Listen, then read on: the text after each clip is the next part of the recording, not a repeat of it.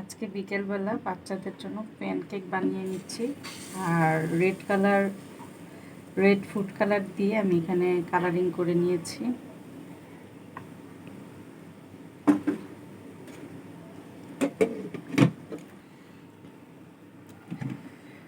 একদমই অল্প উপকরণ দিয়ে ঝামেলা ছাড়া বাচ্চাদের জন্য এইভাবে বিকেলবেলা প্যানকেক বানিয়ে নেওয়া যায় আর অল্প সময়ের ভিতরে। আমার ছোটো মেয়ের তো খুব বেশি পছন্দ। তার জন্য আমি বিকেলবেলা যেদিন ঝামেলা করতে চাই না সেই দিনই প্যানকেকটা বানিয়ে নিই। আমার মেয়ে খুব পছন্দ করে খেয়ে নেয় আর খুবই সফট হয় প্যানকেকগুলো, খেতেও ভালো লাগে। তো আপনারাও বাচ্চাদের জন্য এভাবে প্যানকেক বানিয়ে দিতে পারেন বাসাতে, একদমই সফট হবে।